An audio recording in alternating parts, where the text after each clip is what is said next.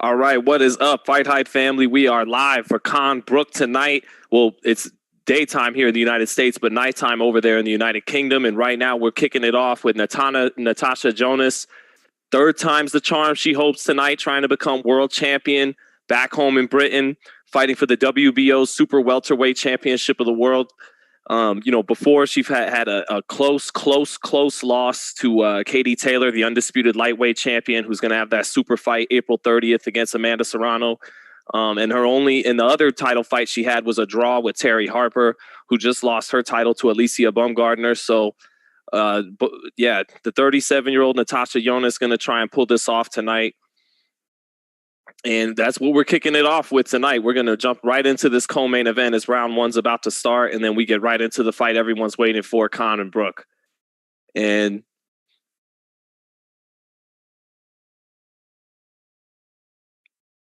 now Christian Namus, the super welterweight champion, the WBO super welterweight champ, I think this may be a belt that Shields never got to. She was undisputed at 160 and at 168, and then at 154 pounds, Clarissa won the WBC and the IBF.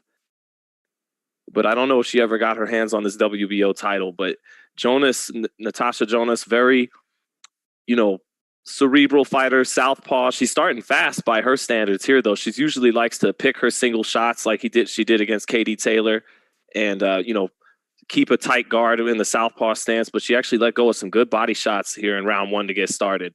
And she is fighting off the back foot, and here's the first clinch here as Namus tries to get in, but good body work by Natasha Jonas, and then she finishes with a left hand up top after working the body.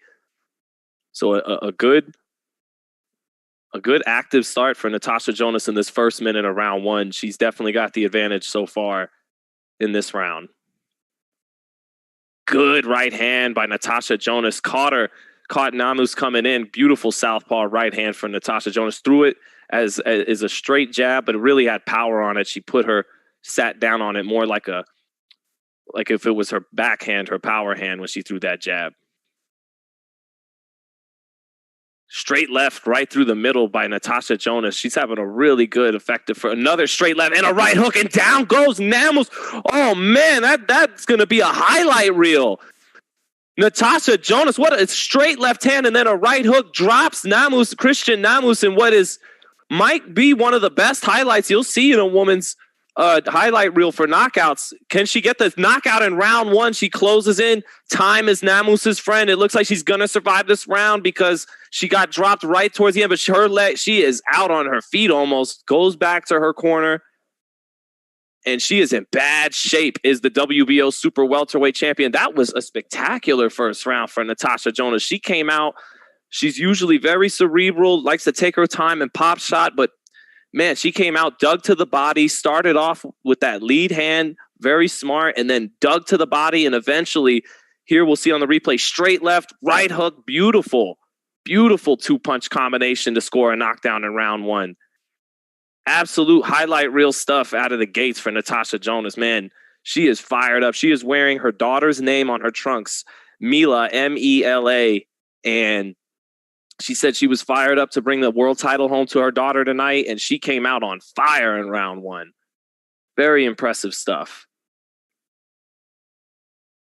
Moment like that makes you say, no wonder she gave Katie Taylor a run for her money.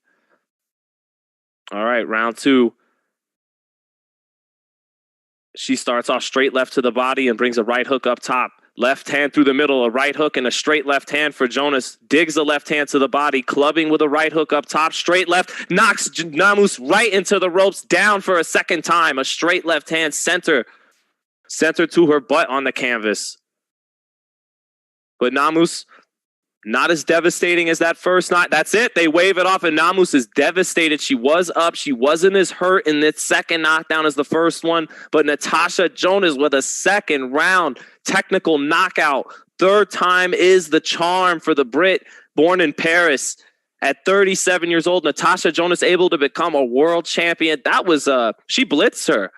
I've been playing NFL Blitz lately, and she Natasha Jones blitzed her. I'm not sure how to make that pun work, but she blitzed Christian Namus. That was beautiful, beautiful stuff by Natasha Jonas. She came out with absolute purpose tonight and that probably had the performance of her career just now.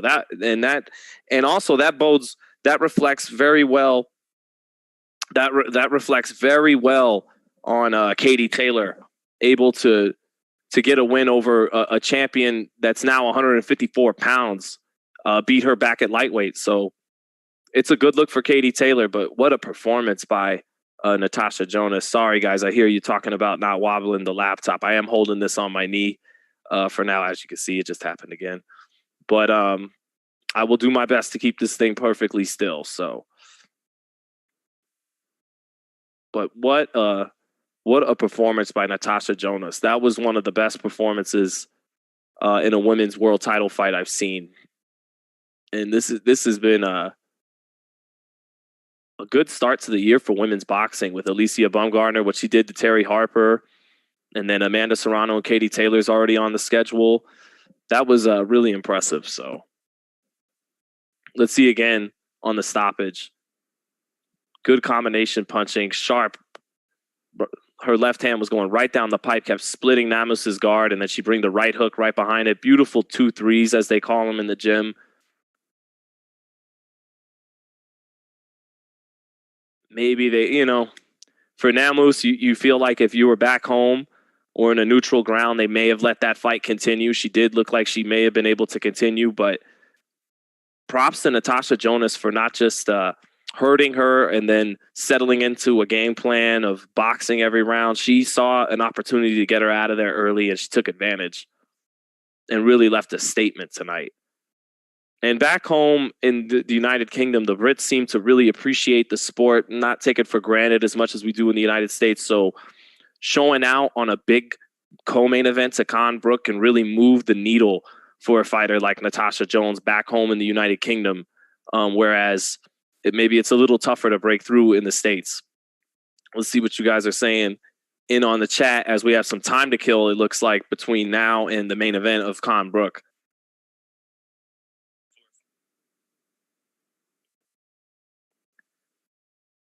How many fights till the main event? Main event is up next. And then as for the main event, man, let me know what you guys think. Kell Brook, I kind of have the same sentiment that Josh Taylor had. We got to talk to Josh Taylor before the fight, and Josh picked Kell Brook, but, he wasn't gung-ho and for sure on his pick all the way. Didn't count Kell out, and he thinks that Kell can get off to a fast start with his hand speed. Same thing I'm thinking. But Brook at some point will time him because timing does beat speed.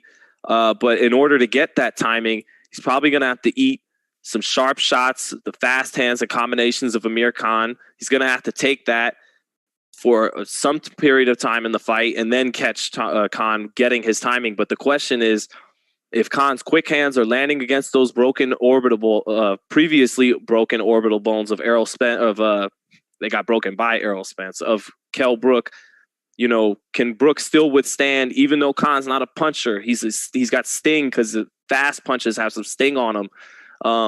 Can he withstand that long enough to stay on top of Khan, time him like so many guys have, and then deliver the right hand, the chocolate brownie, or the uppercut, or whatever it may be?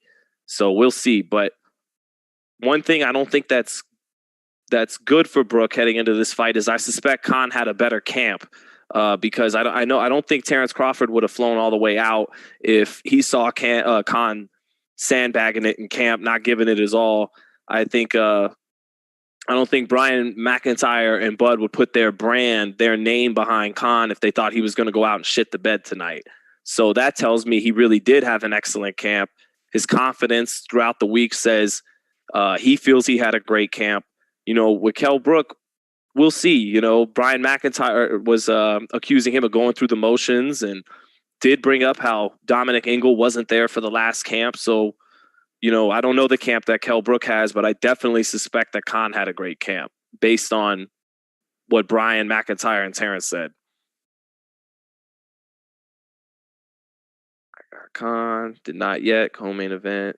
Pick shots, but don't go crazy. Hello for Liverpool. What is up, Liverpool? Oh, man. So while we got time, maybe some of you guys saw the Khan and Brook Fight Night Champion simulation me and my boy had here on Fight Night. And man, we've been dying to do that stuff on FightHype for years, and now we're just getting around to it. So my son just woke up upstairs too, so my wife's got to put him back to bed. But we've been wanting to do that for so long. So anybody who wants to get it in on Xbox, send me your gamer tag. Send us your gamer tag at FightHype. Hit us up on Instagram or on Twitter, whatever. But because we're definitely going to go live just like we are right now with some fight night soon. Because it's like the road to ESBC. We can't wait for ESBC. Probably like everybody watching, you saw the gameplay reveals yesterday of Wilder and Fury. And so we just can't wait. Is he awake? Because my son's awake. So we just can't wait for that game to drop, man. And on the road to it, we decided it's time to start streaming some of our Fight Night Champion gameplay, because I play Fight Night Champion online all the time. Actually have 2 separate accounts that play it.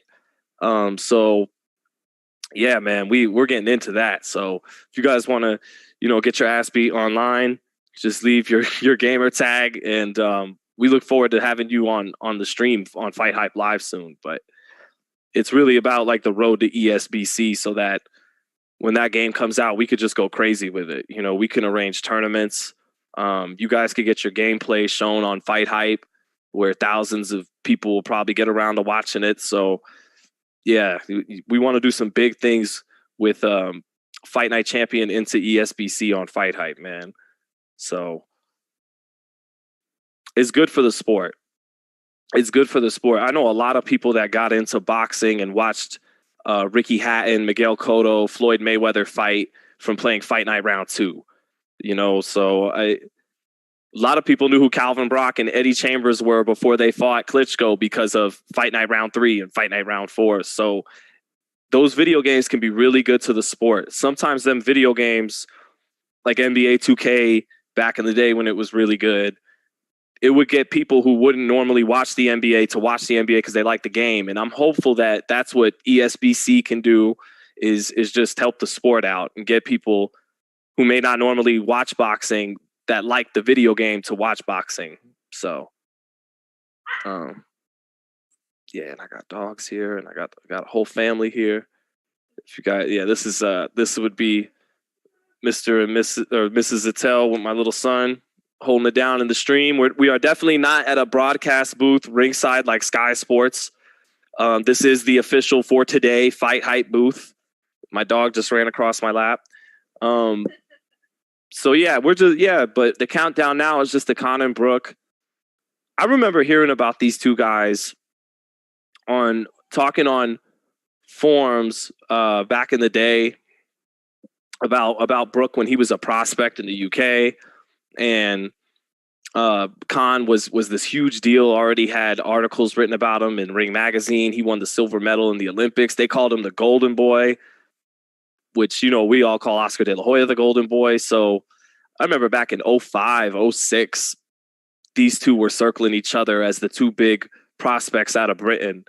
And it took Brook a while longer than Khan to break through with some mainstream fights. Khan got known overseas over here in America, with a lot more prominence than Brook did because of the silver medal in Greece in 04. And then Brook, it wasn't until Brook was this fighter in the States to boxing fans. We knew that was 20-0, 18-0, 19-0. You'd see some clips on the internet and you knew he had speed. You knew he had talent. But then he was stuck overseas fighting guys at the Commonwealth level.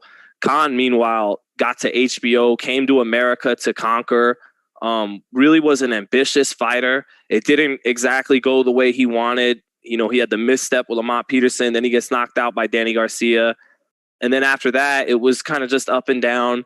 But one thing I like about Khan is he was always such an ambitious fighter. He's one of these guys who likes the bright lights and wanted to give the sport big fights. And he wound up giving us some of them. But I think Brook would have always knocked him out at welterweight. Timing beats speed, and Brook in his day had some good athleticism himself, good enough to keep up with Khan and then time him. I just don't know. because Khan against Billy Dibb, I know it was Billy Dibb, but Khan still looked like his hand speed was there. So his best attribute is still there. I don't know with, Brook's punch resistance. We'll see. Basically, if Brook can still take Khan's shots in the first half of the fight, he should still be able to time him and get him out of there. But we'll see. So I got dogs. I won't be quiet, but no. So we shall see throughout the night, throughout the day. Let's see what's going on in the chat.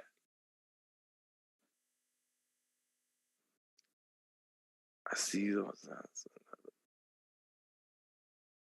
Is any website streaming it online for free? No, not that I know of. Just ESPN Plus.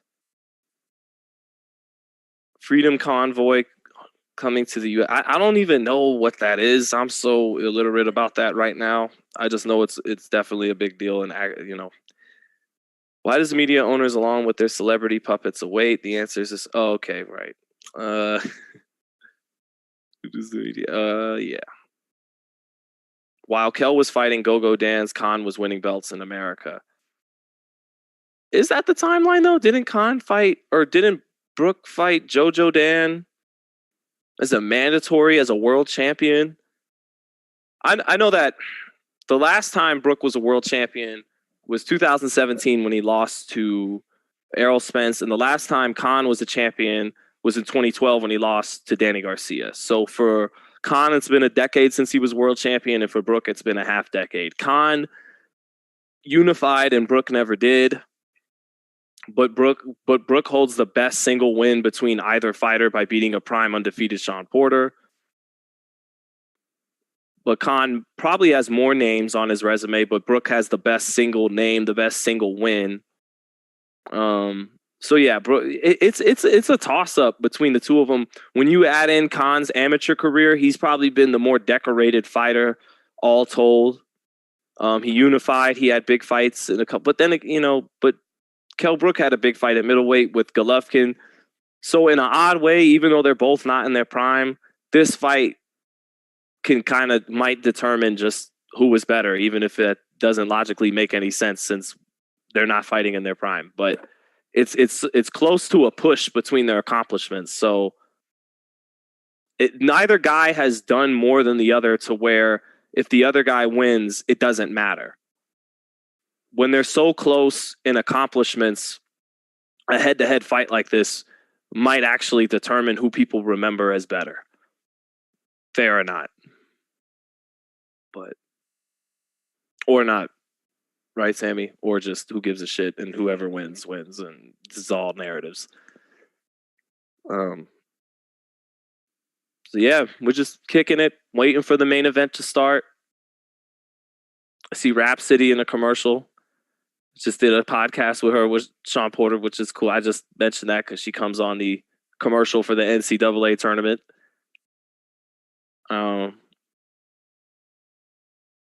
What is Amir Khan's best performance? Because I'm tempted to say it was Devin Alexander. I know Devin Alexander had seen maybe better days, and you're tempted to say the Marcos Maidana fight because Maidana goes on to beat Broner and give Floyd hell in the first fight. But I feel like he really did his thing with Devin Alexander, and he wasn't able to get a big fight at welterweight after looking so good against Alexander. He wound up just cashing it in against Canelo, and then what happened. But I feel like that Devin Alexander Khan was pretty damn good under Virgil Hunter.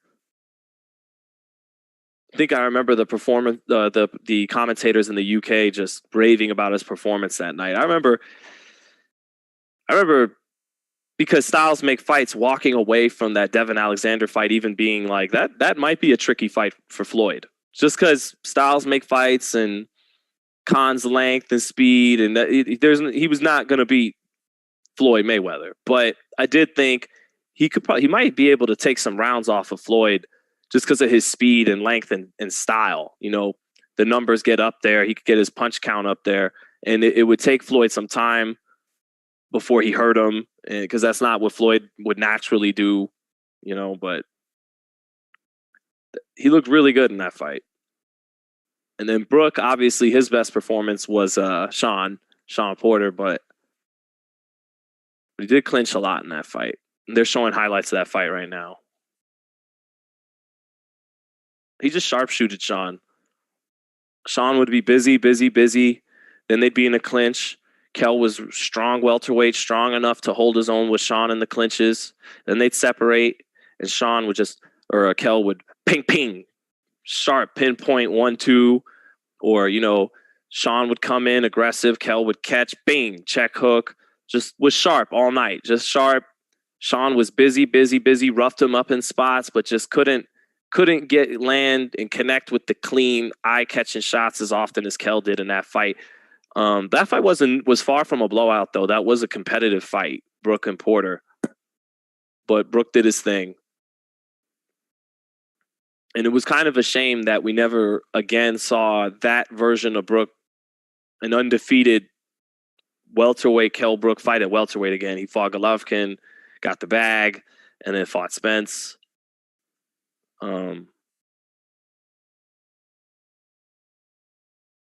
Here they're showing the stare down now. Sometimes I was looking at Josh Taylor ahead of the Crawford fight. Not ahead of the Crawford fight, but as he thought about the Terrence Crawford fight. And part of me wondered if that could become the case with him. It's different, though. It's different because he's not jumping up 2 weight classes, and Terrence Crawford started at lightweight. He's not been a welterweight his whole career, but I was thinking, around the time Lopez was still the undisputed or the unified lightweight champion, I kind of wanted to see that fight instead of Josh move up to 147 because I was worried that it could be a Golovkin-Brooks situation where Josh would go to 47, lose a fight against a top guy like that, and then by the time he got back down to 40 to defend his titles, a pound of flesh had been taken out. But all a moot point now because Lopez lost to Kambosos. And Josh, when we saw him at Porter versus Crawford, was a really big guy. So Yep, I got dogs. And they go ahead. So they got Andre Ward and Tim Bradley talking now. I'm just curious what they're saying for a minute. I'll turn it up just a little loud enough.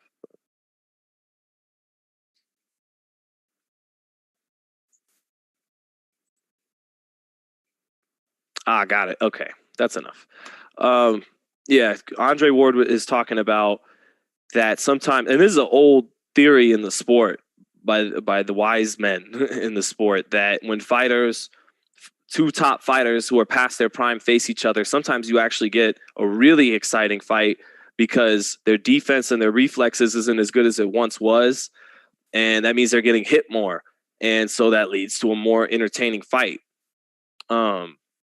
That's been true plenty of times, but then you also think of fights like Leonard Duran 3, Hopkins versus Roy Jones 2, where the guys were just old. Not old and easier to hit, so it made it fun to watch, but just old. So you were good on the volume. Good. Okay, so I can hear a little something that they're saying.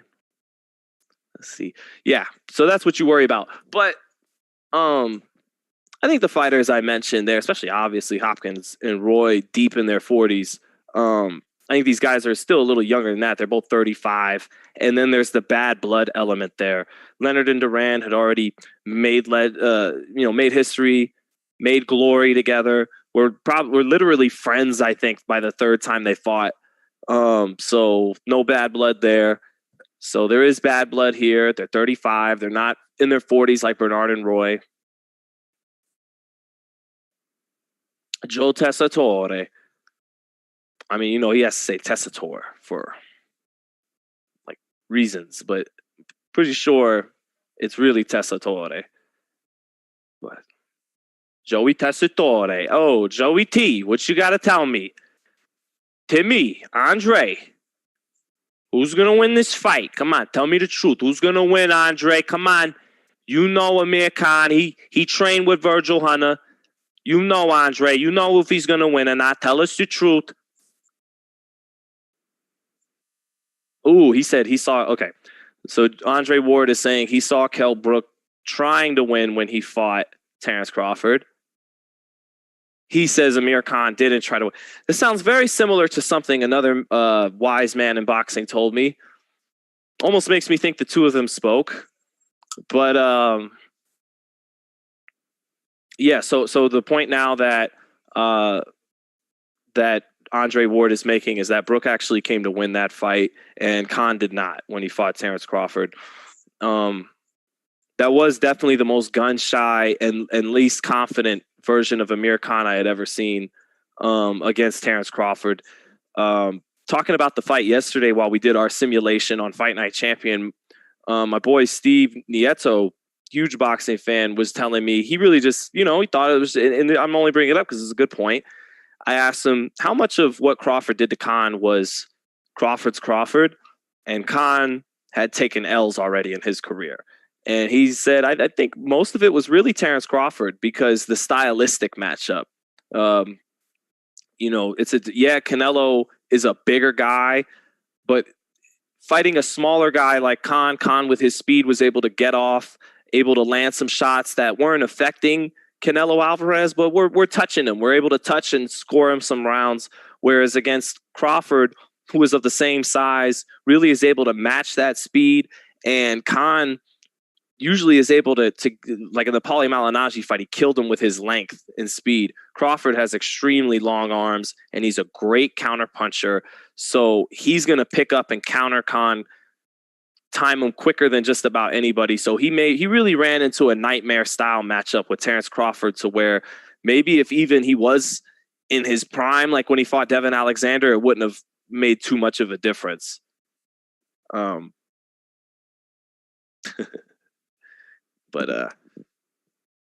Yeah, it was just terrible. So the odds are Khan is plus 145. Brook is so that means the bookies basically see this fight 50-50, and they're giving Brook a slight edge because of Khan's chin. Amir Khan, here's a tweet. Amazing to have pound for pound king Terrence Crawford and Bo Mac Bryan at Khan Gym in Bolton. Man, he really did take to them, didn't he? He really became a part of Team Crawford. That is like, says a lot about Terrence Crawford.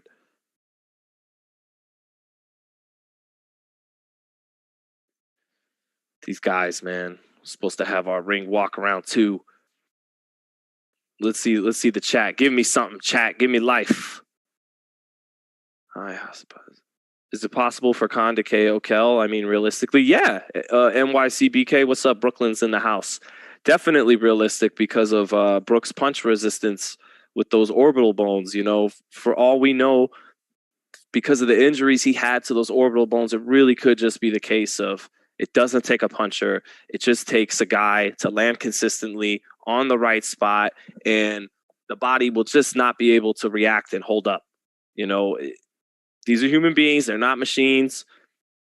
Me or you with a broken orbital bone, even a normal punch right there, we're going to go in the fetal position. We're going to clench our eye and go down. That's something, no level of, sometimes that's going to be the body's reaction. So we'll see. I think Khan's stoppage is very realistic. I actually think there's going to be a stoppage in this fight, regardless of who wins. If Khan wins, I see him winning this fight by stoppage. If Brook wins, I definitely see him winning this fight by knockout. Not just the stoppage from a barrage of shots, but I see him, getting a highlight reel knockout against Amir Khan. So, but early, it's going to be dangerous for Brook because speed lets you get off first, and Khan can get off first against anybody. And he's fired up and confident for this fight. And sparring with Crawford, he's ready. And he looked good against Billy Dibb. So, yes, to answer your question from my man from Brooklyn.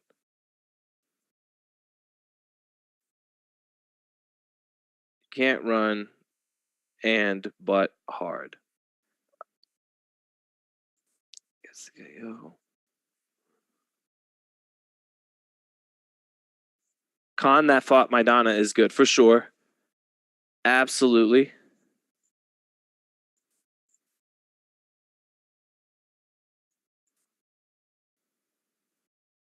Absolutely, but that 140-pound Khan, but I still think the best one I ever saw was against Devin Alexander.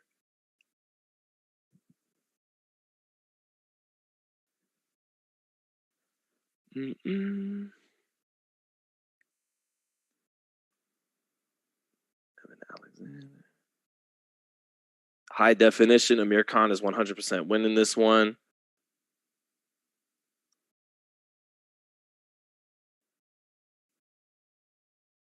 I live in Southern California. If Khan fought Maidana shows up, he can win, but that guy is gone. Well, that guy was from 10 years ago, but I do think the guy that showed up against Billy Dib will show up, and that guy still had his hand speed.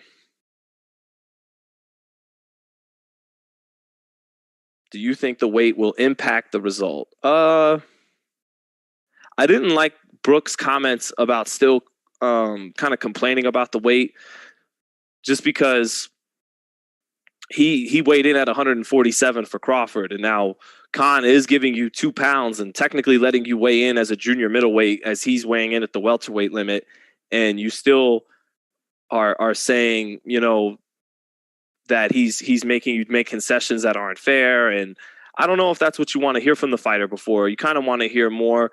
2 pounds is no problem. I'm going to knock him out. But because all you heard from Khan is confidence and swagger. You know, we'll see if it turns into false bravado, but I think mentally I liked where Khan was heading into this fight. I still picked Brook. I picked Brook to win this fight by knockout. I'm still going with my head with the logic of the fight, playing out the styles that Brook, even with the orbital bones, should be able to hold up long enough to get some timing in on Khan. And when he times Khan with his right hand, it's going to be a problem for Amir Khan. So I still see that happening, but I liked more what I saw from Khan's energy and his mentality on fight week than I did from Brook. So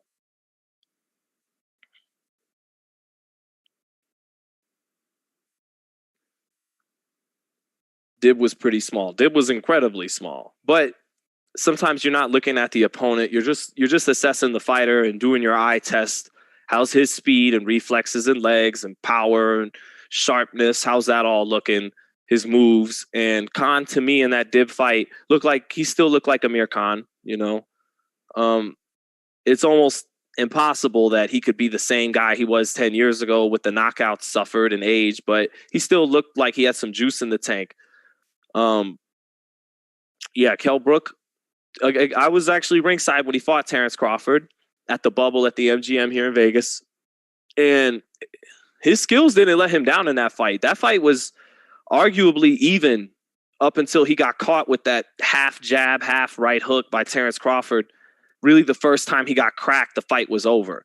So that doesn't bode well for his punch resistance, but his skills did not let him down in that fight. His skills were pretty good in that fight. He held his own. His timing, his jab, he was landing his jab cleanly on Terrence Crawford, popped his head back with it a couple times. Then Terrence made the switch to southpaw, and first time he really cracked him, the fight was over. But it wasn't Brook's skills or his any of that let him down in the fight. He was in the fight for as long as it lasted. It was just his punch resistance. And here they're showing highlights from that fight and when he landed a nice 1-2 on Crawford, or actually missed a jab and landed a straight right hand. But let's hear what Bradley's saying for a moment here.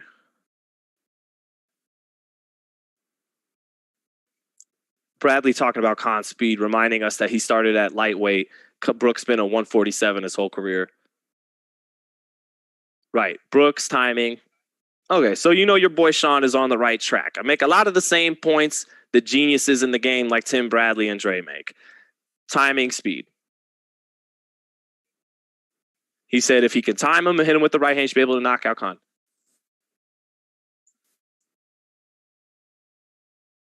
Right. Because he said Khan's chin is suspect, and anytime he gets hit on it flush, it could be lights out. So it's a matter of Brook getting the timing of Khan's speed, pretty much seeing it the way I see it. Can Brook's eyes, his orbital bones, hold up to Khan's speed long enough to get the timing and land the right hand? let's see. Do you see this fight going the distance? Dre is asked. He doesn't see it going the distance. Neither do I. Because of the bad blood. The fight being in the UK, right? So everyone.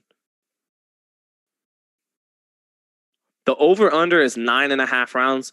I would take the under. I would take the under. I don't think guys with this much wear and tear, unless the fight is a snoozer and both guys are very cautious, not taking chances because they don't want to lose, fighting not to lose rather than both of them fighting to win, then this could go over 9.5 rounds. But I don't think these guys, with the punishment they've taken in their careers, they're really built to take 10 to 12 rounds of a hard fight. I think someone will give out before 9.5 rounds. We'll see.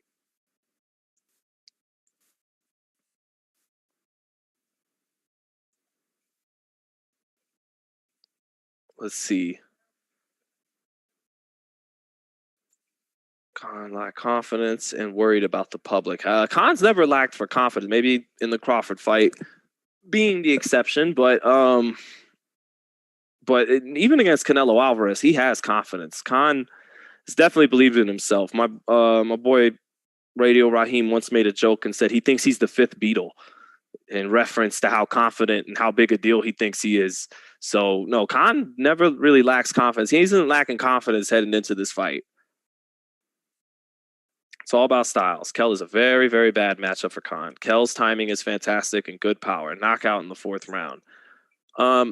In his prime, I agree, NYC BK, but with this guy having suffered 3 stoppage losses, we'll see. We'll see. In his prime, absolutely. Here's a timeline. 04, Khan given spot on the Olympic team, wins the silver medal over Brook for the spot. Brook criticizes Khan for chasing a Mayweather fight instead of fighting him. In 2017, Khan and Brook in talks for a fight, but didn't agree. 2018, Eddie Hearn comes close to setting up a fight, but Khan backs out to fight Crawford. I forgot about that. And then 2021, Ben Shalom gets both fighters to agree to a fight after both leave Matchroom Promotions. In other words, they exhausted all their options financially before the one option that was never going to lose value no matter how many times they lost, which was each other. So I don't know if that's how they planned it all along, but that's how it played out, and that's how a lot of managers would probably plot it out.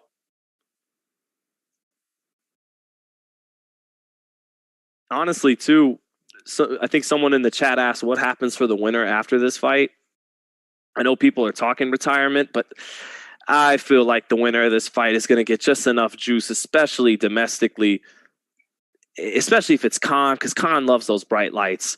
They're going to want to fight a top welterweight like Conor Benn or Keith Thurman or something like that. I get the itch that, especially if it's Khan and he wins, rather than calling it a day on that career, he's going to feel juiced up. He's going to feel better than ever fighting with Bud and Bomac, and he's going to want to fight a Conor Benn or someone like that. Maybe not Conor Benn, but he's going to want to fight another fight. Brook, I think, would be more likely to call it a day if he wins this fight. That's what I think.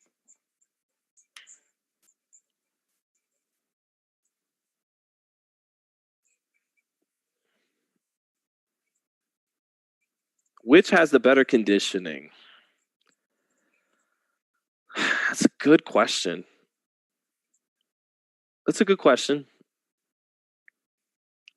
We've seen Khan, but we're going back to the Maidana days.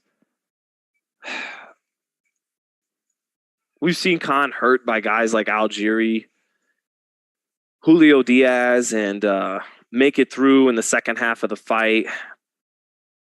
Khan's went 12 more than Brook. He's more used to going the distance than Kell Brook is. That's a good question. I don't think either guy's conditioning really steps out to me above the other. But I do think Khan's in shape for this fight. Man, he might come back. I can see Mayweather coming back to fight the winner. Nah, no way. But it is nice to have Allen Iverson in the chat. The Allen Iverson. I can see Mayweather. No way. I think I get where you're going with it. Easy money in Britain. I get it. But nah.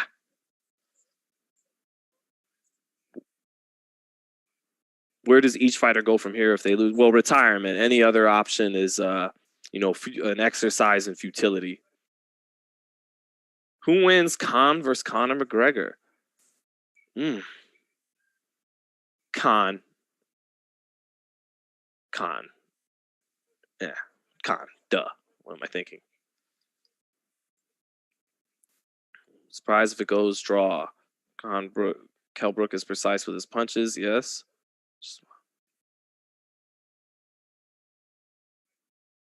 What? Winner fights Manny. Lefty asked, "This is a subscribe channel for sure. Thank you, brother. Will you be on tonight for the Munguia fight?" Yeah, I think so, man. I think so. I think I'm gonna go just for the main event. If you guys want, especially if you guys want me to, do you guys in the chat plan on watching Munguia later tonight? Because I think I am gonna go live for just the main event, not the co-main, but we will go live for the main event of that fight. I'm down. I'd really love for just this fight to start at this point.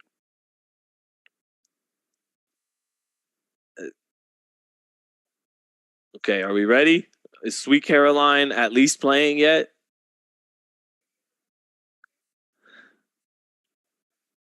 All right.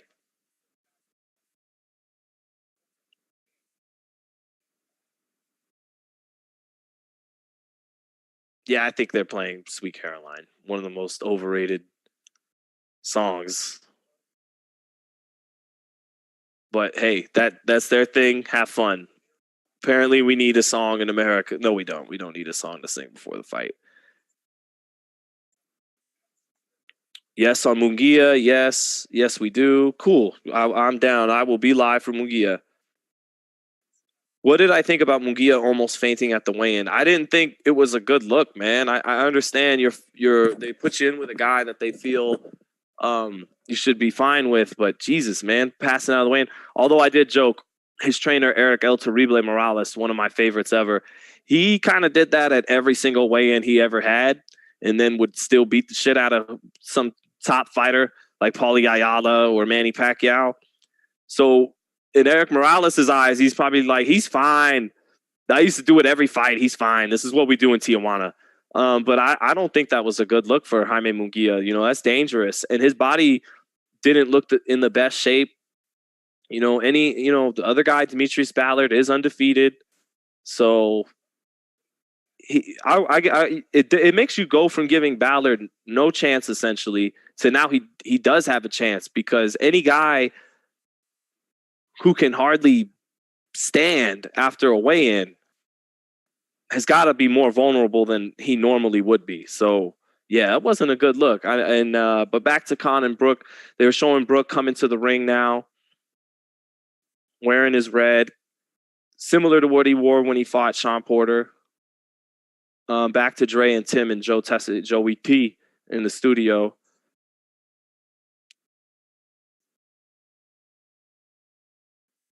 Yeah, Khan's last fight 2.5 years ago against Billy Dib. He did look good in that fight. I know Billy Dib is a smaller fighter.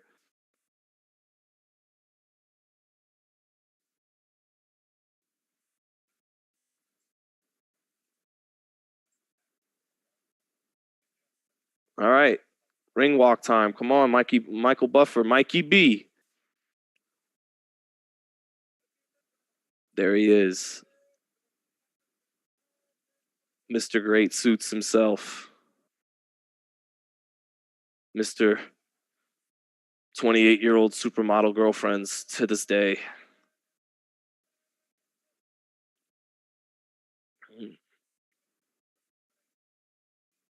Who comes first? Kell Brook. Ooh, Amir Khan. I wonder if Khan gets last introduction and last ring walk. Sheesh.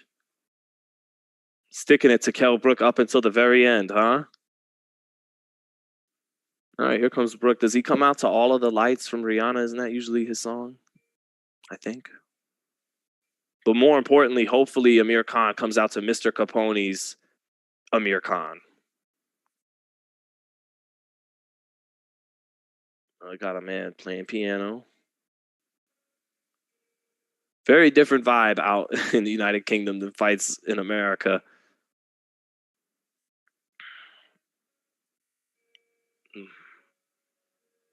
He's playing a beautiful piano medley for Kell Brook right now. Pretty sure this is going to transition into All the Lights. Yep, it is.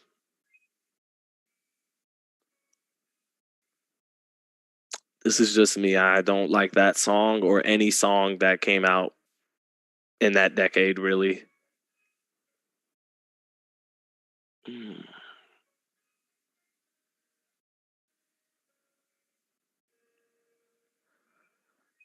Oh, very epic piano medley here for Kell Brook as he gets ready to make his way to the ring.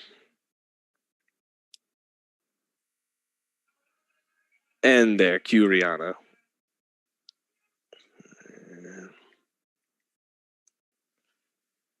Yeah, this was like the Lady Gaga era of music. Not a fan.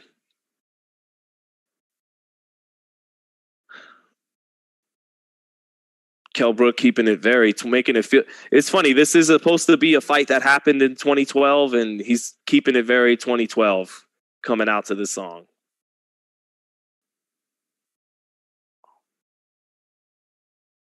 Maybe Amir Khan will come out so that, you can tell everybody, I'm the man, I'm the man, I'm the man. We'll just keep the whole 10 years ago thing going tonight. But here comes Kell Brook. Red robe, gold trim, with the United Kingdom flag, the Union Jack trimming the rest of the robe as well. He's in the ring now,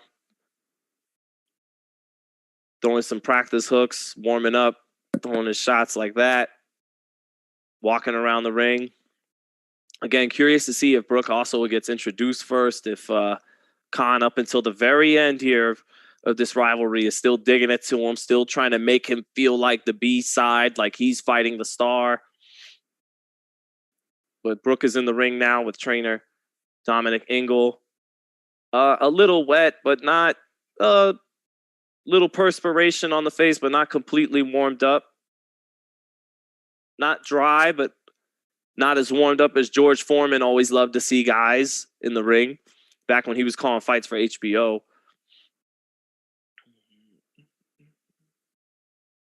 Let's see what Amir Khan comes out to. I doubt it's his Mr. Capone song he had made back in 2011 in LA, but back in the Freddie Roach wild card days. So Khan went from Freddie Roach wild card into the Virgil Ortiz up in Hayward, Oakland area, now to Bomac, Brian McIntyre, Bud, over in Colorado, Omaha.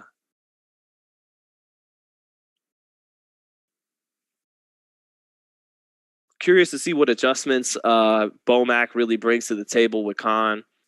Bomac said he's not going to try and make him fight like Terrence Crawford or really do anything too different, just sharpen up what he already does.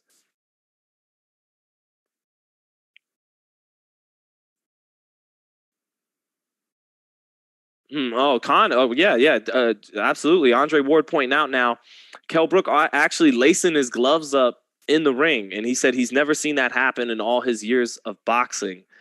I don't know if that's a good sign for Kell Brook. That kind of lends credence to the things Khan and Bomac were saying at the press conference, that you're just going through the motions. I mean, to not have your gloves already taped and wrapped up once you're in the ring is maybe not a good sign. Here comes Amir Khan now.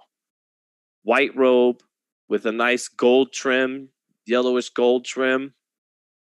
Terrence Crawford right behind him, also all white. Terrence Crawford right behind his left shoulder, really coming out in Amir Khan's corner tonight.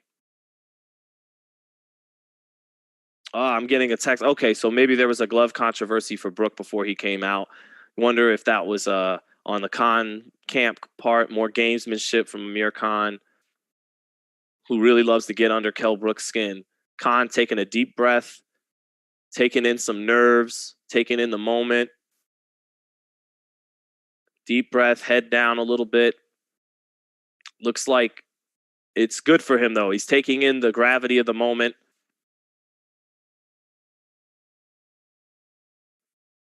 And here comes Khan. Looks like he's taking in the moment more than Brook did. Brook coming to the ring, just ready to fight. But Khan, deep breaths here, deep looks of introspection, talking to himself, little prayers, touching his temples, bats himself on the temples now. Really seems to be taking this in as a really big moment in his life as he comes to the ring. Again, with Brook, just came to the ring, ready to fight.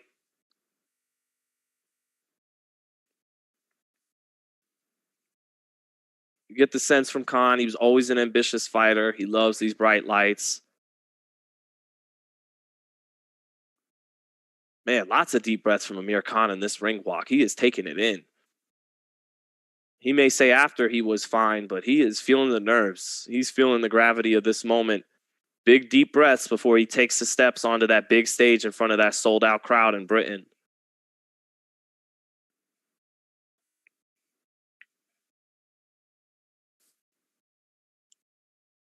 What is Khan coming out to here? Let me hear.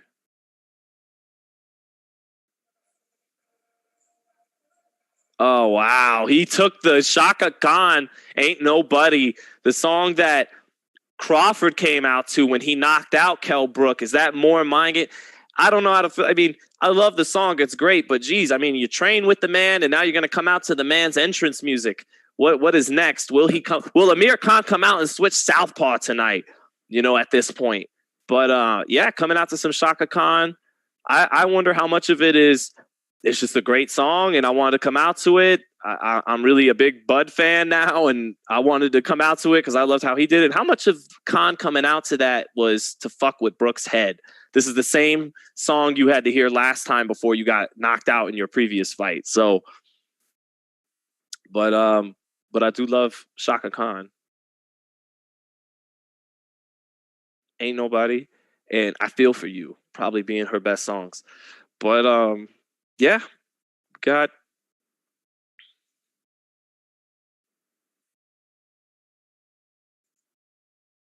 46% connect percentage for Khan with his power punches over his career to 37% for Brook. That's incredibly accurate for Khan, man. 46% is ridiculously high. Now I'm curious here who gets introduced first. I mean, it's not going to matter in 5 minutes. But Khan, from the gamesmanship to making the gloves being inspected, to coming out to Shaka Khan like Crawford did, to making him come out first. Let's see if he makes him get introduced first. I mean, Khan has really had gamesmanship with Kell Brook, making him wait his whole career before he took the fight, because we know Brook wanted to take this fight for almost a decade. It was Khan that made us wait until this moment.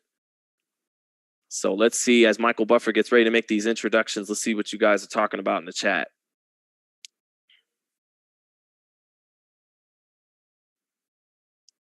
Oh, ain't nobody. Sit better. Mr. Bias over here. Definitely not. I do not care who wins this fight. I mean, you have to understand, even when I'm a human being. Sometimes there's certain fighters and styles I gravitate towards. I really love Boots Ennis and David Benavidez, for example. Like, their styles are so spectacular to me. They're spectacular fighters, combination of speed and power and fun to watch. So, I'm a sucker for a Benavidez or a Boots. But when the bell rings and it's time to call the action and call who won the round 10-9, I'm going to call it 1,000,000% down the middle. If I can do it with guys that I personally know or guys that I love the style in which they fight, I can do it with Khan and Brook, who I don't care who wins this fight at all. So, I don't know. Just to fill up time and address that, kind sir.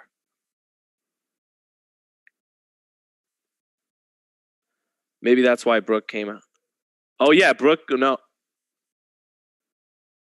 Yeah, Brook's getting introduced first. Dang, Khan, you're going to do him like that to the very end. Just everything you can do to say, I'm here and you're there. Like, it's something he hasn't wanted to relinquish since they were teenagers. And for Brook, what a chance to shut all that shit up, to say, wow, man, even to the very last second, you made me the B side in the ring walk, and it's neither one of us are world champions. You know, if honestly speaking, one guy should get introduced last and the other guy walk out last, but it's a chance for Brook to put an end to what's almost been 2 decades of hatred, of dislike for Khan. And for Khan, it's a chance to just, that's why I was always the star. I was always better than you. And, you know, it's a chance for each guy to validate not just themselves as fighters, but something they've held strongly in as men, a belief they've had against each other. So yeah, it's always fun when they're fighting for more than just a win on the record or a check, when it's personal. So looks like the time to fill air is almost done, and the time to call a goddamn fight is almost here, as they come center ring for instructions now.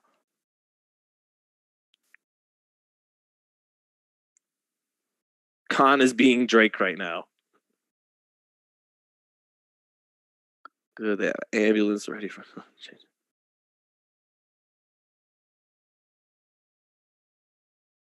Looking like an emo. And then Khan made the fight happen. All right, here we go. Center ring, Khan bouncing up and down. Ooh, hard tap of the gloves from Amir Khan to Kell Brook there at center ring. Let's see, man. Over under 9.5 rounds. I don't think it's going to go that long. I think I'm taking the under here. Khan's speed should be able to let him get off first here early in this fight. Let's see if Brook will hold up when he gets tagged. If he gets tagged early with Khan's speed, let's see what we get here. Khan with some of those circles around his right shoulder from the therapy, from massage therapy. Here we go. All right, center ring, both fighters. Khan starts moving left to right, starts with a jab to the body, does Amir Khan. Now a jab from Kell Brook. Brook coming forward. Khan feinting, shoots a double jab. Brook gets away from it, shoots his own jab back. This kind of looks like our E-fight we had last night. Oh, good left hook by Khan. He jumped in with a double jab, shot a right hand to the body, and brought a left hook up top, and the left hook landed hard for Amir Khan. First good hard shot of the fight. Brook swinging and missing big with a big left hook. Khan getting his head underneath it.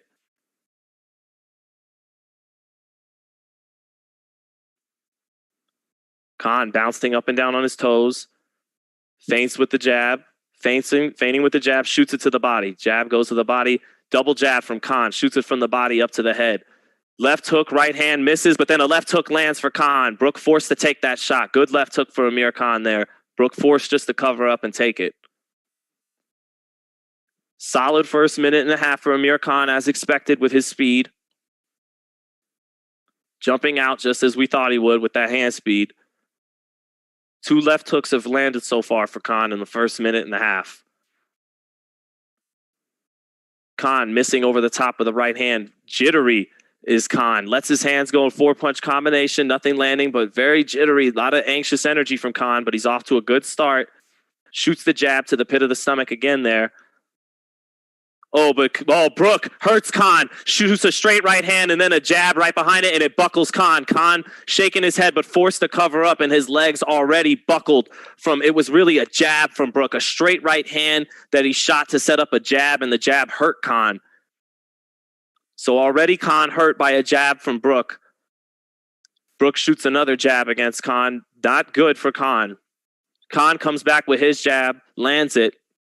But Khan, despite landing, 1-2 for Brook, and Khan felt that right hand. Khan on bad legs. He shoots a right hand as Brook moves in to try to knock him out, lands it. For the moment, keeps Brook off. Khan clinching Brook, but Khan's legs are in terrible shape whenever he gets hit. Khan not on steady legs right now. 30 seconds left in round 1. Khan on bad legs. Brook with an uppercut. Khan along the ropes. 1-2 for Brook, but Khan shoots a right hook as Brook falls in with a 1-2. Brook smiling at Khan, smiling at him. I got you now. I got you now. There's no negotiation tactics. Nothing that can get you out of this ring now. And that's the end of round one. Exciting round one. Amir Khan came out in the first minute and a half visibly nervous, but landed 2 hard left hooks against Kell Brook. Hand speed definitely was a factor. Shooting the jab up top and down low. But Brook, about a minute left in the first round, shoots a straight right to touch Khan and then shoots a jab behind it, knocks Khan back and hurts Khan, buckles his legs badly. After that, Brook able to get in a couple of 1-2s and he just, Khan unable to stay on steady legs whenever Brook able to touch him. Khan able to have a good first minute and a half, but I gotta give Kell Brook round one because he hurt Khan. He hurt Khan every time he touched him. He hurt him 2 or 3 times in round one. 10-9 Brook after round one. Good first round of action. Good first round of action. I don't know how Khan... How does he win this fight if he simply just cannot take a punch? He did try to walk Brook into a few right hands as Brook tried to, settle in for the kill. So 10-9 Brook. We're here in round 2. Left hook just misses for Kell Brook. Khan tries to check him. Left hook right hand for Khan, but Khan able to touch Brook with the speed, but falling short and flailing with his speed at times as well. Brook just staying on top of Khan, trying to pin him and time him. A little feint from Brook. Brook shoots a jab. Khan able to get over the top of that jab with a quick right hand. Brook not looking too respectful of the power of Khan. Double jab from Khan, just off, and then he clinches Brook right after it. Double jab from Khan again. Not able to really find the mark, but peppering Brook at range with it a little bit. Khan moving out of the way, gets his back off the ropes. Brook missing with the jab as he slides off the ropes. Khan sliding to the center of the ring.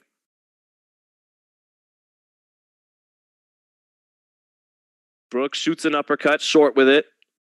Good jab by Khan. And then a quick little 1-2-3. When Khan will let go of 2, 3, 4 punches, a lot of time 3 or 4 of them won't land. They're so fast, but 1 or 2 of them will get in. Right hand, left hook by Brook. Khan fighting Brook off, using his speed as his offense, as his defense there.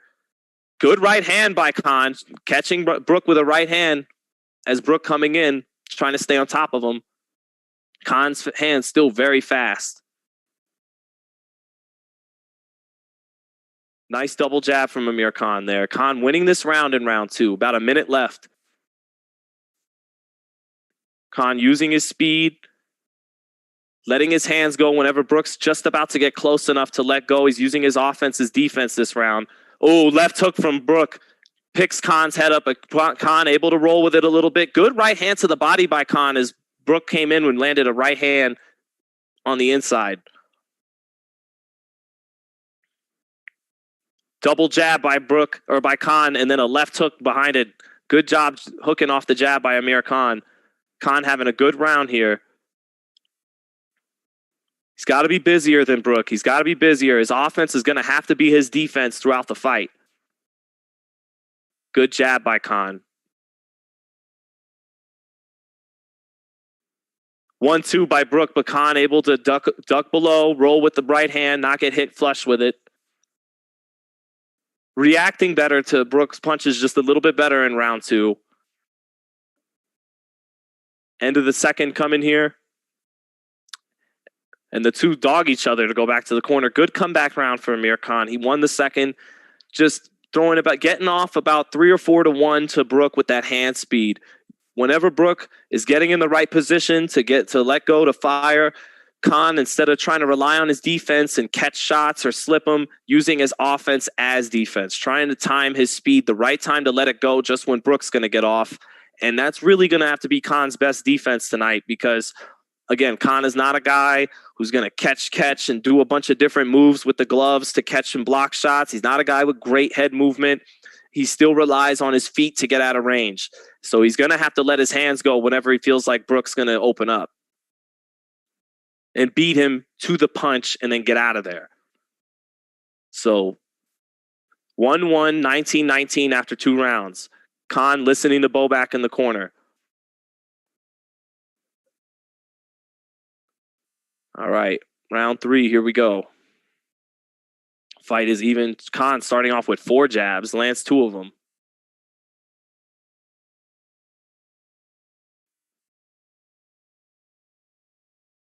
Khan stepping over. A little more efficient in his movement here. Slips across a nice left hook, gets out of the way of it. Khan stepping over now, a little less jittery.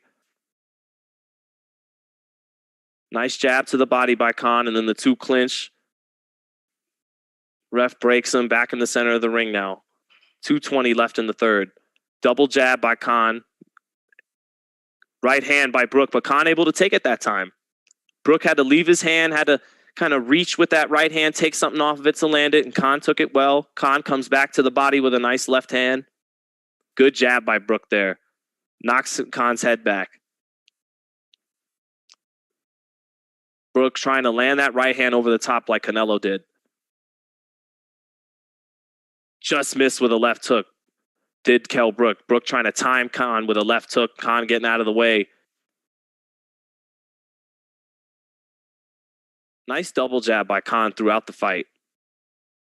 Really doubles up on his jab well. Goes up and stairs and downstairs with it.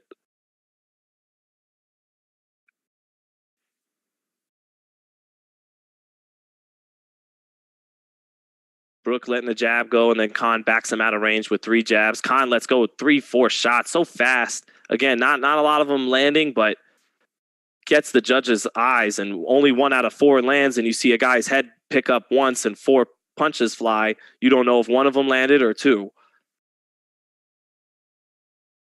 Nice 1-2 by Khan, using his speed right when Brook's trying to get in range and close that distance. Khan using his long arms and his speed to keep him at bay and then circle his way out of there. Jab to the body by Brook, trying to step in. At some point, Khan may have to keep his feet planted here, and that could spell trouble. But for now, he's able to pivot out to the side right now like he did in round 2, perhaps winning round 3. Double jab by Khan. Nice left hook right hand by Khan, and I think that right hand, Brook felt that right hand. Felt that right hand. He didn't just walk through that one. Oh, but then Brook comes back with a 3-punch combination. Lifts. Oh, Brook nails Khan with a nice right hand, but Khan took it, and Khan throws a home run right hand right back, forced to cover up as he takes an uppercut from Brook. Then Brook coming back with a left hook. Khan shaking his face as if to say, that didn't get me. But, good right hand with Brook. 10 seconds left in the round. Khan forced to hold after a clubbing right hand against Brook. Brook holding Khan in a clinch, goes to a knee, but it is not ruled a knockdown. That's it for the third round. Brook smiling at Khan. Khan was boxing well throughout the round, using his double jab, moving, but at some point he had to stay in front of Brook, and Brook able to time him, hit him with a right hand. At first, Khan reacting to the punches a little bit better, but then Brook nailed him with another right hand that stunned him. Then he got him on the ropes and threw a clubbing right hand, kind of turned on it like a hook. That hurt Khan. Khan forced to cover up, take a right uppercut, and that's another round for Kell Brook. Unfortunately for Khan, just like in the first round, boxing really well the first minute and a half, 2 minutes, but then Brook hurts him as soon as he touches him. So 2-1 for Kell Brook. 29-28 for that former IBF welterweight champion from Sheffield.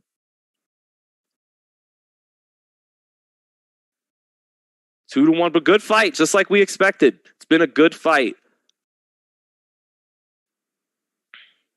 Khan starts with a lead right hand and then dives in for a clinch. Did land the right hand.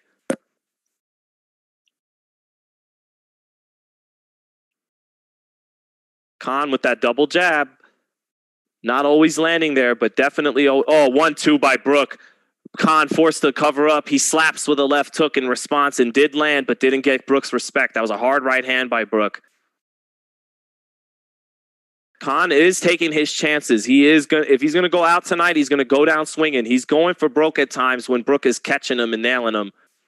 Instead of going into defense and just covering up, sometimes he is opening up, trying to hurt Brook when Brook tries to take advantage of hurting him. And that makes this fight very exciting right now.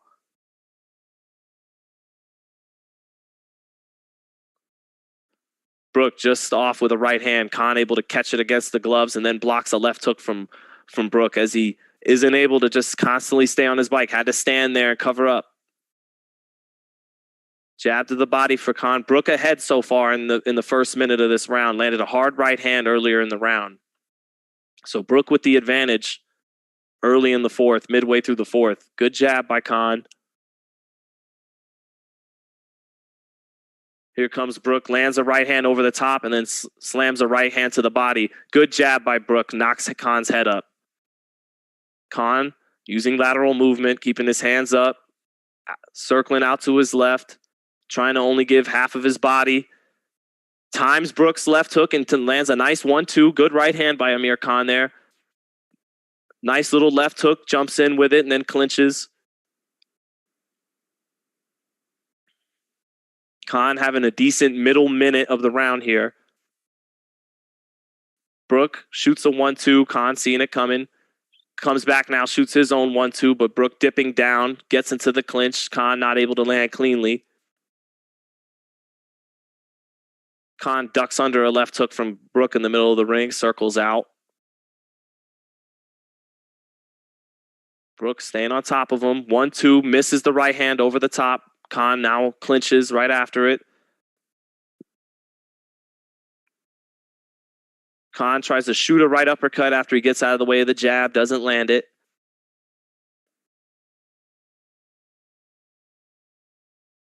Khan heavy on that front foot, kind of telegraphs when he's going to lead with that left hand. He'll feint with it a couple times, but he leans very heavy on it before you know he's going to shoot off, and these guys pick up on that after a while. 10 seconds left. 1-2 by Brook, right as Khan forced to stay in the corner.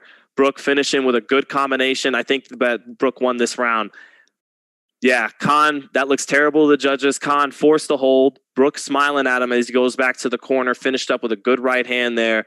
Got Brook up 3-1, 39-37. Khan, at times, busier, getting off first, but whenever Brook can touch him, he gets his attention. He hurts him. He makes the legs do a dance. And Khan, not able to really, outside of maybe one right hand, hasn't really gotten Brook's attention with any of the shots he's landing yet.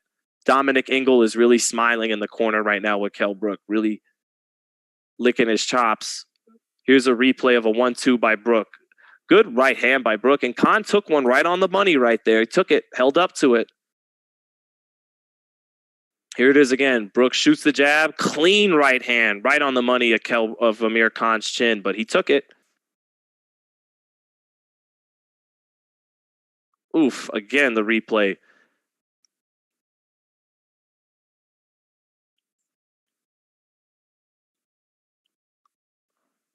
All right. Round 5 now. On the FightHype scorecard, we have Kell Brook up 39-37. Khan able to, at times in rounds 1 and 3, build a lead, but then got hurt, couldn't win the round, and then in round 4, just lost the round. Good left uppercut by Kell Brook. Knocks Khan back. Khan not comfortable in there. And Andre Ward actually has this a clean shutout for Kell Brook. I gave the second to Khan. He gave all 4 rounds to Brook so far. He's got this 40-36. I gave it 39-37 for Brook. I gave Khan the second, but that is not good for the fighter expected to have to put rounds in the bank in Khan. The guy more likely to win by knockout is Brook. Brook is very comfortable. It looks like he is enjoying this moment. He's been waiting for this. 1-2 by Brook. Khan hurt by no, Khan taking it well, but a clean, blistering 1-2 by Brook. Now a right hand by Brook. Khan forced to cover up. Brook clubbing shots, kind of sweeping hooks as a Khan forced to cover up. Khan in the corner. Big right uppercut by Brook. This could be the end already. Khan not defending himself too well, just keeping the hands up, but shots are getting in and around the guard. He is taking some clubbing shots by Brook, not defending himself too well midway through the 5th. Brook in these clinches too is banging away with his right hand to the body with his free hand. Khan reddening around the face. Not looking good. Not looking good. Khan backing straight up in a straight line. Brook touches him with a left hook. Khan stepping out to his left, stepping around, smiling, bleeding from blood in his mouth now. Not looking good. Right hand for Brook. Khan wobbling into the ropes. Brook very calm. Staying on top of Khan. Looks like he knows the inevitable is coming, and even Khan seems to know that as well. Yeah, and Tim Bradley just said, it's a matter of time, Tess, to Joe Tessitore. That's exactly what it looks like right now. Barring a miracle shot or something from Khan. Maybe Khan, who has tried this a few times during the fight, tried to walk Brook into a bomb.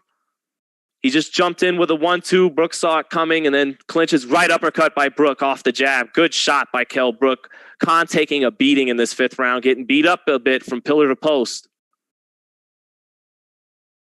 Khan missing with a straight right hand. Speed coming off the punches for Amir Khan now. Kell Brook shooting a left uppercut, right hand, misses, but had knockout written on it. Kell touching with the right hand to the body in the clinch. Looks like Khan will make it out of this 5th round. Brook keeps his hands up and dogs Khan as he goes back to the corner. Terrence Crawford with kind of a sad look ringside next to Chris Eubank, a look of resignation by Terrence Bud Crawford, as if he knows that the chances are really fading for Amir Khan, his gym mate right now. Khan, not a puncher. He has hit Brook with some good left hooks and right hands, some of his best, and Brook hardly has been phased. Khan is holding up. I think his pride is keeping him up right now to some of these shots. But ESPN has Amir Khan down 5-0. I got him down 49-46, 4-1. Kell Brook looks like a man on a boy right now. And he gave Amir Khan a beating that round, and I'm sure he savored it and enjoyed it. I'm sure there is no one enjoying this fight right now more than Kell Brook. And for Amir Khan, his pride is keeping him up, but he knows he needs to do something to jab right out the gate. Jab badly hurts Khan. Legs not a ref is going to have to start thinking of stopping this soon. Khan waving on Brook, but that jab knocked the sweat clean off his jaw and really buckled him. This is turning into a beatdown, or has turned into a beatdown. It is a beatdown for Kell Brook right now. Khan's legs have just not been there anytime he's been hit. Oh, right uppercut for Kell Brook, and then a right hand out of it. Khan's pride keeping him up, but Brook, big right uppercut for Brook. Khan along the ropes can only clinch. He is hardly letting his hands go at this point. He is cooked. He's done. He is, as Adrian Broner said here on FightHype famously, he is cooked.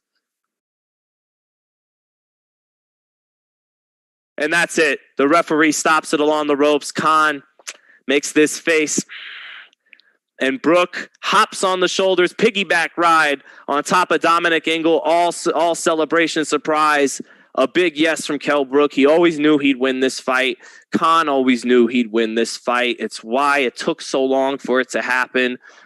But the inevitable did happen. Kell Brook wins this fight, knocks out Amir Khan in the 6th round.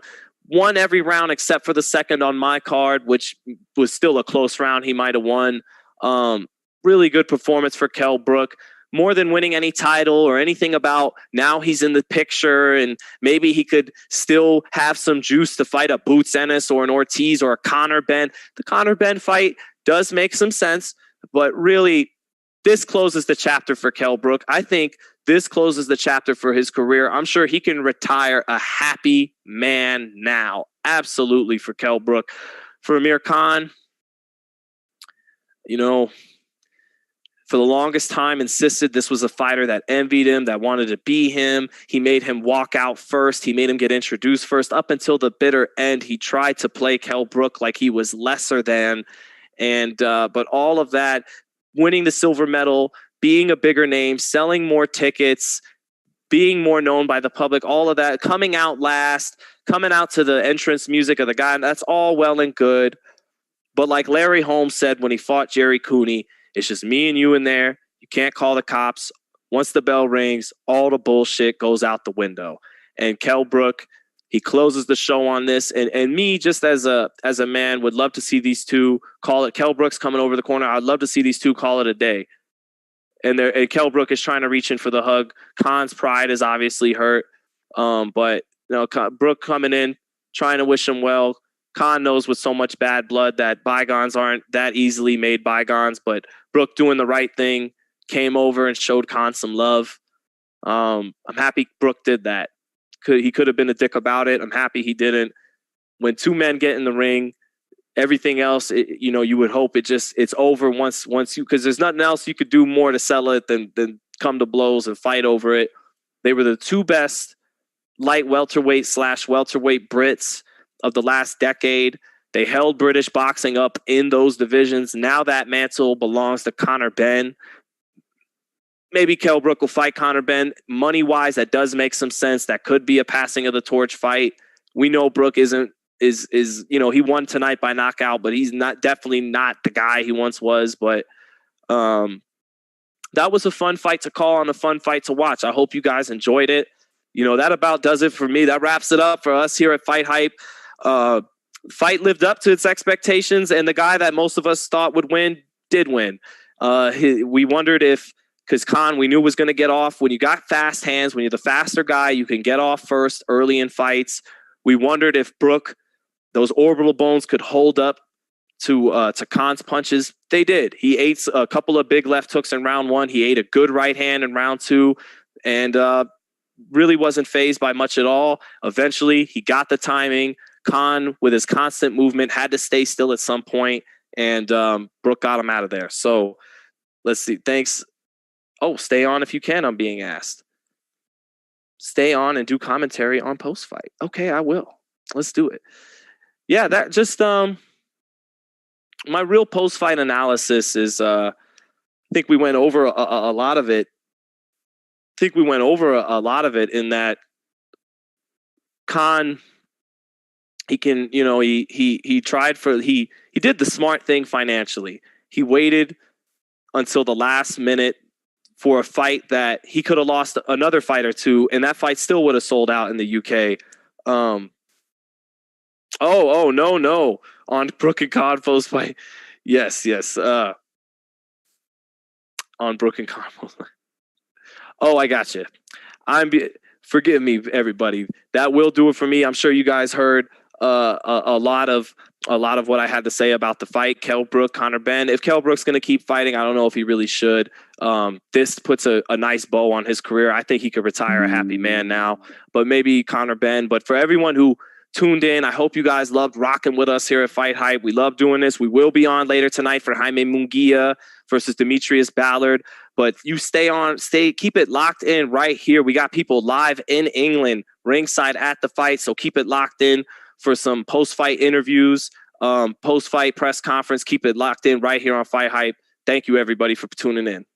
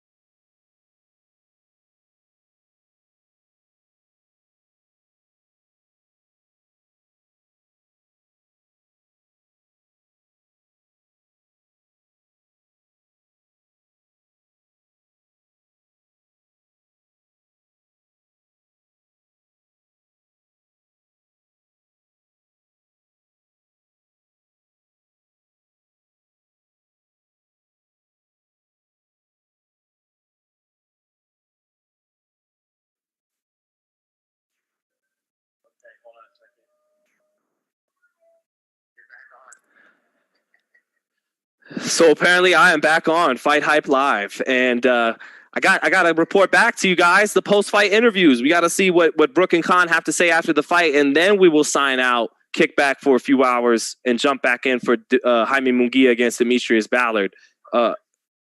If Jaime Munguia actually does make it to the ring, you know, because he did faint almost after the weigh-ins, man, that's scary. But again, Eric Morales, his trainer, the great Eric El Terrible Morales, one of the top 5 Mexican fighters of all time. He kind of used to do that at every weigh-in he had in his fight in his prime. So for Morales, it may just be this is how we do things in Tijuana, champions. But it wasn't a good look with Demetrius Ballard. So yeah, Kell Brook, some good sportsmanship by Khan and Brook at the end of the fight. And Brook said if he won this fight, he didn't think the bad blood would be put to rest. But I'm really happy for the fact that he did put it to rest after winning the fight. And for a lot of people, you know, the good guy won for a lot of people because Brook is more the underdog. Yeah, Brook is more the underdog, you know, and Khan is more the golden boy. So more the guy that had to come up without the medal. He gets the glory in the end. And for some people, that's a nice ending.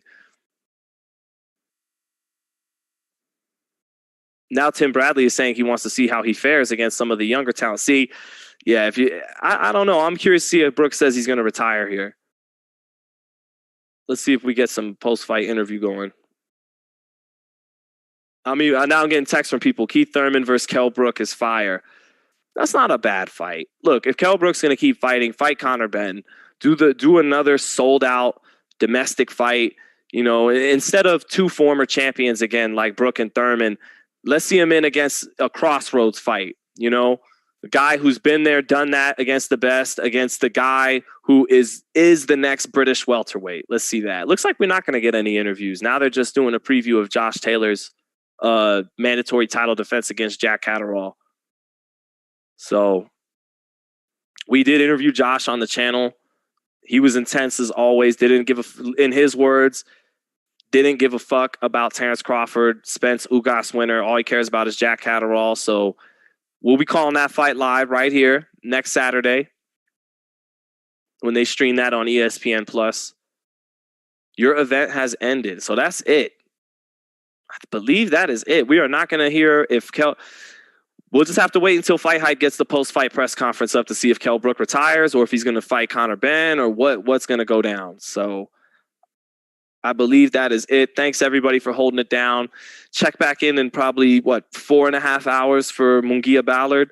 Come ready in the chat, man. Let's have some fun, man. I love going back and forth with you guys. We didn't really do that for Con Brook.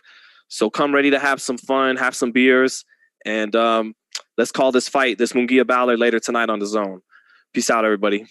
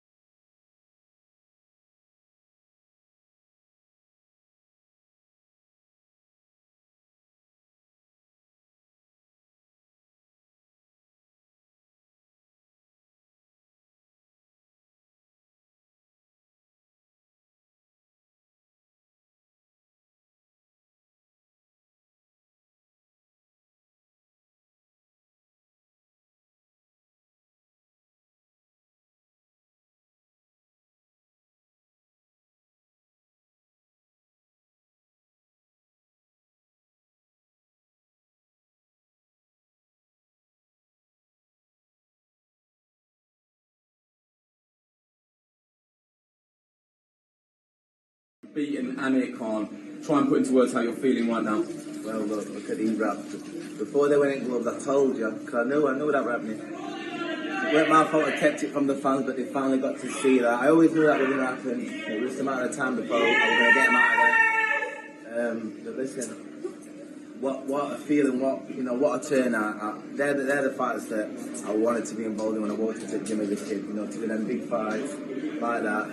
The world of rollers, like bragging rights, king of the north. And I'm back on top now. I took Amir Khan out. Just exactly like I said I was going to. Talk us through just some of the emotions that you're feeling at the moment. Is it relief? Is it happiness? Is it elation? Is it a mix of everything? It was like I had a true pressure of what I had on my chest, because I put a lot of pressure on myself because I told everyone, and I didn't believe it, but, we still have to get in. It's a boxing fight at the end of the day, but I always knew from when I was 18-year-old I was a better fighter than him. He had the push and the promoters behind him, and he went from 1 silver in the Olympics, but I've always known that, and tonight the fans got to see, a mega fight, and I dealt with it.